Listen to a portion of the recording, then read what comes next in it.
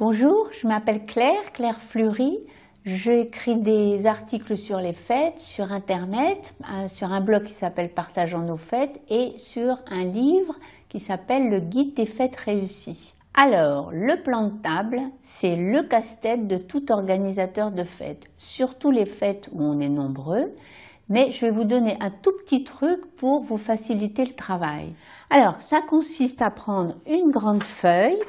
Et sur cette grande feuille, vous dessinez votre table et puis vous prenez des petites post-it que vous pourrez déplacer. Alors quand la tante Lisette va vous téléphoner qu'elle ne vient pas, eh bien vous pourrez refaire votre plan de table très facilement en déplaçant vos invités. Alors maintenant, vous pouvez aussi décider que les plans de table, vous en avez assez ou que finalement d'autres solutions peuvent être tout aussi sympathiques. Je vais vous proposer 4 solutions qui sont des solutions alternatives. Alors la première, c'est la plus connue, mais elle marche bien. C'est de servir en buffet les entrées, le dessert et le fromage. Et on reste assis à côté de personnes qu'on ne connaît pas, seulement pour le plat principal. Le second, c'est de programmer un changement de place pendant le déjeuner ou le dîner, au moment où on change les assiettes. Alors pour faire ça, écoutez, je vous remontre mon plan de table.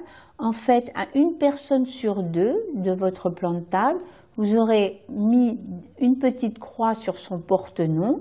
Et au moment de décider du changement de place, eh bien, on dira, tous ceux qui ont une petite croix sur leur porte-nom changent de place et tout le monde va changer. Alors bon, ça met une assez bonne ambiance au moment où on change de place parce que ça fait un petit peu d'agitation.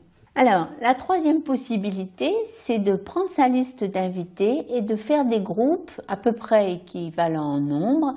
Et par exemple, les sportifs, les collègues du bureau, les membres de la famille. Et puis, vous faites des petits badges avec le nom de chaque personne. Et sur chaque petit badge, vous mettez un petit point de couleur qui correspond à une couleur affectée au groupe. Par exemple, je suis la sœur de celle qui fête son anniversaire et je vais récupérer un badge avec mon nom et un point rouge. Et au moment de se mettre à table, eh bien, l'organisateur va demander aux invités de se placer aux différentes tables en formant des tables multicolores, dans la mesure du possible. Naturellement, il n'y a pas de contrôle, mais ça permet de brasser des personnes qui au départ ne se connaissaient pas. Et puis une dernière alternative, et celle-là je vous la recommande pour des mariages où vous avez beaucoup de tables et elle marche bien et elle change un petit peu des plans de table figés.